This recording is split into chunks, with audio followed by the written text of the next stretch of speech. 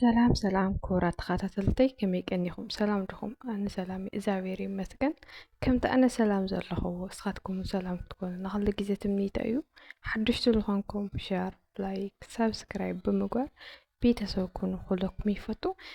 ላይክ ሸር ሳብስክራይብ ክትገብሩ ከለኹም ኩሉ ግዜ ንለቆ ቪድዮታትና ናባኻትኩም ክመፀኩም ይኽእል እዩ መሃር እዩ ኣዘናጋዒ እዩ ዝበልኩ ቪድዮታት ሒዘልኩም ክመፅእ እየ ሸር ላይክ ሳብስክራይብ እናገበርኩም ኣባራትዑን ሕዚ እውን እና ሎማዓንቲ ሒዘልኩም መፅእ እኒአኹ ቪድዮ ናይ ምስጋና ቪድዮ እና ካብኡ ከዓ ሓጎሰይ ከካፍለኩም ኢለ እየ ማለት እዩ ፍቑራት ኣሕዋተይ እና ለመጀመርታ ጊዜ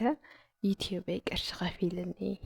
ማራ እዩ ደስ ኢሉኒ በቃ በእውነት ካብ ልብለኩም ዝሕክእ ማራ እየ ተሓጒሰ ከምዚ ፅዒርካ ፍረኻ ክትረክብ ከለኻ ደስ ይብለካ በቃ ዩትዩብ ብጣዕሚ እዩ ከቢድ እሱ ኢልካ ዝርከብ ኣይኮነን ብዙሕ ዓቕሊ ትዕግስቲ ተስፋ ይሓትት እዩ ኣነ ከዓ ኣብዚ ዩትዩብ ቀሊል እየ ገበርኩ ዓመትን 4 ወርሕን እየ ገይረ እና ሰዓት ምቁፃሪ ኣብካ ይቆም እዩ ኣነ ንባዕለይ ሰዓት ምቁፃር ኣዊኑ ቆይሙ ነይሩ በቃ ኣካባቢ 4 ወርሒ ምናምንስ ገዲፎዮ ነይረ ኣቋሪፀዮ ማለት እዩ ኣዊኑ ስለዝኾነ ምቁፃርስ ኣዊኑ ነይሩ ሰብስክራይብ እኳ ምንም ኣይወሊድኻም ግን ሰዓት ማራ እዩ ዘድክመካ ማራ እዩ በቃ ልናደካ ምቁፃሪ ኣብካ ይቁም ሰዓት ይደለካ ገለ ብዙሕ ነገርና ክሻዕ ላፍቲ ዓወት ትድዩ ብዙሕ ተፈቲንካ ኢኻ ዩትዩብ ትድይዎ ክብል ይፈቱ ብዘይ ኣጋጣሚ ደሞ ተስፋ ክትቆርፃ የብልኽኒ ኣሕዋተይ ብሂወት እንድሕር ተስፋ ዘይብልካ ኮንካ ምንም ነገር ክትገብር ኣይትኽእል ናብ ማንም ነገር ክድይብ ኣይትኽእሊ ኣነ ንባዕለይ ካብዚ ሕዚ እኒአኽዎ ካብ ናትማሊ ሂወተይ እናሓዚ እኒአኽዎሲ ብዙሕ ነገር ተማሂረ ኣዊኑ እዩ በቃ ቆይሙ እዩ ሰዓት ኣይቆፅር ኢለ ኣቂሙ ተዝገድፎ ነይረሲ ከምዘይ ምኾንኪ ነይረ ግን ስለ ብተስፋ ዝተሳእኹ እየ ኣብዚ ደረጃ እዚ በፂሐ እኒአኹና ኣብ ሂወት ግን ተስፋ ክትቆርፃ የብልኽን በተለይ ሓደሽቲ ዩትዩበራት ዝኾን ግን ከምዚ ሰዓት ምቁፃር ምቋም ከጋጥም ይኽእል እዩ ሰብስክራይብ ምልዓል ከጋጥም ይኽእል እዩ ግን ተስፋ ክትቆርፃ የብልክን በቃ ሕዚ እንድሕር ኣዊክን ብፅባሒቱ ቀስ እናበለ በቃ ክቆፅረልክን ይኽእል እዩ ዓቕሊ ግበራ ማለት እዩ እና ተስፋ በቃ ኣነ ምስክር እየ ብሂወት ተስፋ ተሃልዩስ ኩሉ ክትበፅሖ ትኽእል ኢኻ በሃሊት እየ ፍቑራት ኣሕዋተይ ኣብዚ ዩትዩብ ክኸፍለካ ተኮይኑ እንታይ ክንገብር እኒአና ትብላን ኣሕዋተይ እኒአኽን ብውሽጢ ብዙሓት ኢኸን ተሓታነና ሎማዓንቲ ጠቕለል ኣቢለ ክምልሰልክን እየ መጀመርያ ዩትዩብ እንድሕር ክተኸፈል ክትኮን ኮይንካ መጀመርያ ሕግታቱ 4000 ሰዓት ይብለካ እዩ 4000 ሰዓት ክተምልእ እኒአካ ካብኡ ከዓ 1000 ሰብስክራይብ ይብለካ እዩ 1000 ሰብስክራይብ ላ ክትመልእ ካብኡ እሱ ምስ መላእኻ ግን ትሰርሖ ስራሕቲ በቃ እንታይ ዓይነት ስራሕ ኢኸን ትሰርሓ ብዕላማ ክኾን እኒኦ ዩትዩብ ክትጅምራ ከለኽን ስኡ ኢልክን ንምኽፋት ዘይኮነሲ እዚ ክሰርሐሉ ይኽእል እየ ኢልክን ብዕላማ ተተጓዒዝክን ዩትዩብ ፅቡቕ እዩ በቃ ግን ትሰርሑ ስራሕ ግን በቃ ብኣውፂኽን ተትጅምራ ይብል ከም ኣነ ክሪኦ ከለኹ እዚ ዩትዩብ ማለት እዩ ንኣብነት ሕዚ ዩትዩብ ከፊትካሲ ሞንታይዝ ኮይንካ ዋላ ቪድዮታት ተስእን ኢኻ እንድሕር እዚ ክሰርሐሉ ይኽእል እየ ኢልካ መጀመርታ ዕላማ ኣውፂኻ እንድሕር ዘይተጓዓዝካ ድሓር ኣይመፀልካይ እና ዕላማ ኣውፂኽን እዚ ነገር እዚ ክሰርሐሉ ይኽእል እየ ኢልክን ክፈታ ማለት እዩ ፍቑራት ኣሕዋተይ ካብኡ ከዓሲ በተለይ ዓዲ ዓረብ ዘለናሲ ምንም እዩ ኮለ ድክም ዘይብሉ ሸበካን ዓዲ ዓረብ እዩ ካብኡ ከዓ ትርፊ ሰዓትና ኢና ንጥቀመሉ ያው የድክመካ እንዲ ሓደ ግዜ ስራሕ ድኸም ኢልካ ውዒሉ ካብኡ ከዓ ተመሊስካ ናብ ላይፍ ክድይብ ክትወፅእ ከለኻ ቪድዮ ክትቅረፅ ሕዚ ኣነ ንባዕለይ ማራ እዩ ዝፀግመኒ ቪድዮ ከምዚ ክቕረፅ ኣይምችወኒ ኣብዚ እኒአኽዎ ገዛ ምስ ዓቕሞ እየ ዝድቅስ ምስኣ ስለዝኾንኩ ከዓ ብዙሕ ኣይምችወኒ እና ቪድዮ ክትቀርፅ ይፅግመካ እዩ ካብኡ ከዓ ትሰርሖ ስራሕ ከዓ ሰብዚ ወዲ ዓረብ ኮይንካ ብዙሕ ክትሰርሕ ኣይትኽእልን ግን በቃ ዝሓዋሩ ክንሰርሐሉ ንኽእል ኢና ኣብ ዓድና ከይድና ብዙሕ ነገር ክንሰርሐሉ ንኽእል ኢና ኢለ እየ ኣነ ንባዕለይ ብከምኡ እየ ከፊተዮ እምበር ኣብዚ ዓዲ ዓረብ ኮይነ ምንም ክሰርሐሉ ኣይኽእልን ከምዚ ሓደ ግዜ ከዓ መዘናግዒ መሃሪ እየ ዝብል ቪድዮታት ብልታ ከኣለኒ ሒዘልኩም ክመፅእ እንድየ ግን ብዓብዪ ግን ኣነ ዓደይ ከይደ ክሰርሐሉ ኢለ እየ ከፊተዮ በቃ ኣብ ዓዲ ዓረብ ኮይንክንሲ በቃ ግዜኽን ኣይተጥፋኣ ንባዕልኽን ቢያንስ ዋላ ኣውዚ ከምዚ ዝብለክን ዘለኹ ክትሰርሓሉ ዋላ ተይለኻኣልክን ግን ሞንታይዝ ጌርክን ዓድኽን ኬድክን ክትሰርሓሉ ትኽእላ ኢኽን ማለት እዩ። ፍቑራት ኣሕዋተይ ኣጋምኻትክን ዓድኽን በተለይ ተትኸፍታ ደስ ይብል እዩ። እንድሕር ከምኡ ኮይኑ ከዓ ኣውዚ ቀስ እናበልክን ተስ ንፁሕ ላንበብክን ድዩ ተስ ሓደ ሓደ እናገበርክን ድዩ ቀስ እናበልክን ኣውዚ ኸንክልና ክትዕውዩ ትኽእላ ኢኽን እና ብዘይ ኣጋጣሚ ደሞ ከይመስገንክዎ ክሓልፍ ለይደሊ ዓመት 4 ወርሕንዚ ኩሉ ግዜ ምሳየ እየና ወዲ ራያ ክብረት ይሃበለይ ዝሓወይ ኣብ ትሕቲ ፈጣሪ መጀመርያ ንፈጣሪ እንድየ ከመስግን ዝግበአኒ ግን ኣብ ትሕቲ ፈጣሪ ከዓ ወዲ ራያ ክብረት ይሃበለይ ዝሓወይ በኣኻ እየ ኣብዚ ደረጃ እዚ በፂሐ ዝኾነ ነገር በቃ ዩቲዩብ በቃ ከምዚ ዝብለኩም ለኹ ቀሊል ነገር ይኹነ ብዙሕ ነገር ይልሓተካ እና ወዲ ራያ ከምዚ እኮ ኮይኑ ወዲ ራያ እዚ እኮ ኮይኑ በቃ ናበልኩ ማራ ኢለ ቸጎረ ነይረ እሱ ከዓ ሰልችዩኒ ደኺሙኒ ከይበላ ቢያንስ እኳ ኣብ ስራሕ ንሃለ ስራሕ ይቆሙን ኣየለ ርአየኒ ግዜታት እኒአና ገይሮም የልብለኒ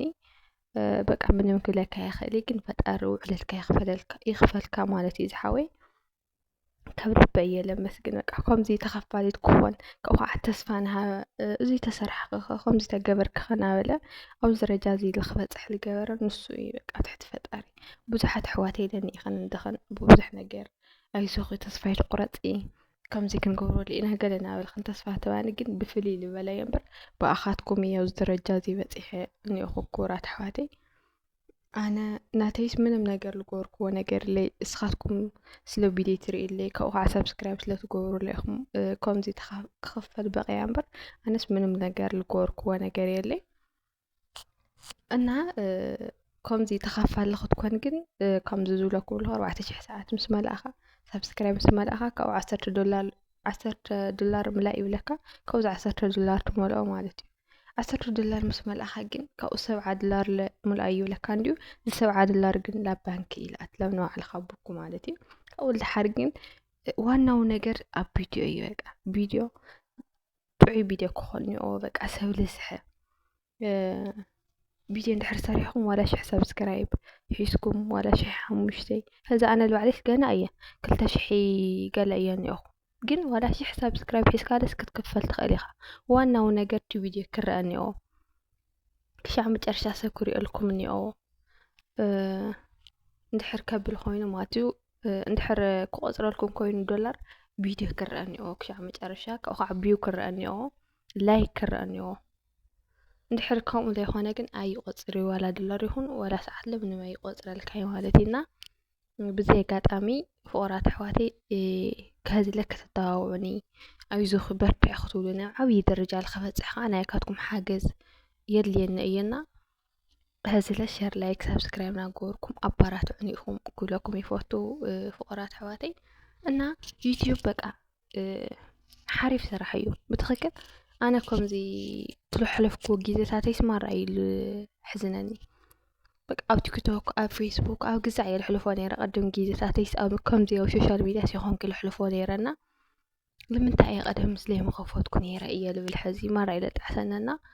ሶሻል ሚድያ ፅቡቅ እዩ በቃ ብእውነት ዩቲዩብ ሕዚ ኣነ ልባዕለይስ ልሕሰቡ እሞ ምንም ቢው ልባዕሉ ኳስ ብዙሕ ኣይረአየለይ ንእሽቶን እዩ ዝረአ ከምዞም ዓበይቲ ዩቲዩበራት ተኮይነሲ በቃ ኣብ ዓብዪ ደረጃ ክበፅሕ እየ ልብል ተስፋ እኒአኒ ሕዚ ልባዕሉ ዘንእሽተን ቅርሺ ከፊለኒ ኳሲ በቃ ዓብዪ ተስፋ ሓዲሩና ማለት እዩ በቃ ለካ ዓብዪ ደረጃ ክበፅሕ ይኽእል እየ ከምዚ ሰሪሕኻ ከዓ ፍረ ክትረክብ ከለካ ደስ ይልብለካ ንእሽተን ተስፋ ትረክብ ተኮይንካ ዋ ከምዚ ገይረ ደ ከፊልኒ ከምዚ ክገብረለይ እኮ እዩ ትብሎ ተስፋ እንድሕር ኣለካ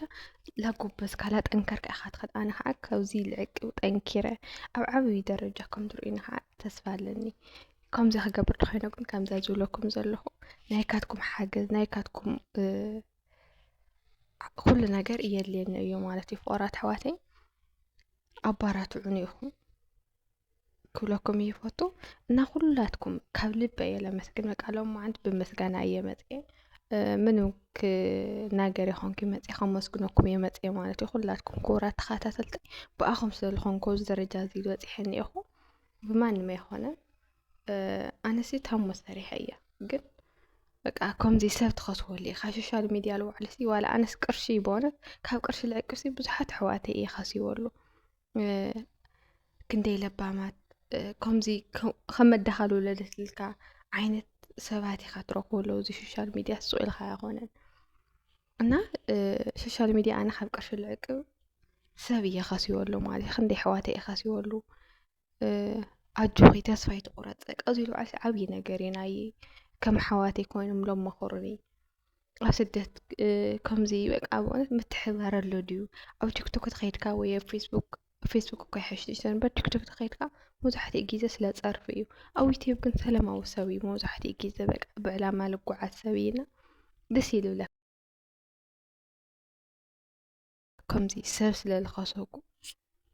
ካብ ቅርሺ ልዕቅብ ማለት እዩ ካብ ቅርሺ ልዕቅብ ኣነ ሰብ እየ ከሲበና ማራ እዩ ደስ ይብለኒ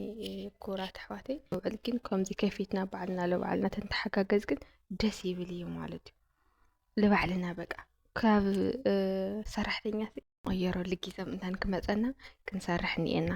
እናባዕልና ማለት እዩ እናባዕልና ዩቲዩብ እዚ ክነዕቢ እኒአና ካብቲ እኒአኹ ሂወት ኣነ ካብዚ እኒአኹዎ ሂወት ናብ ካሊእ ደረጃ ክበፅሕ ስለ ዝደሊ እየ ከምዚ ብቲቪ ስራሕ ከማንሲ ጠንካራታት ኢና ኣብ ዓዲ ዓረብ ለለና ሓቂ ቆልዑሲ ኩላህናስ ጠንካራታት ኢና ብዙሕ ፀወርቲ ብዙሕ ተሸከምቲ ብተስፋ ንጓዓዝ ሰባት ኢና እና ክፈታ ማለት እዩ ኣይትሸወዳ ግዜኽን ኣብ ዘይኮነ ይትሕልፉ ኣብ ቲክቶክ ኣብ ሓደ ሓደ ነገራት ኣይትሕልፉ ማለት እዩ ፍቑራት ኣሕዋተይ እና ኣብ ቀፃሊ መሃሪ እዩ ኣዘናጋዕ እዩ ዝብሉ ቪድዮ ሒዘልኩም ንመፅእ ሼር ላይክ ሳብስክራይብ እናገበርኩም ቤተሰብ ኩኑ ፍቑራት ኣሕዋተይ ባይ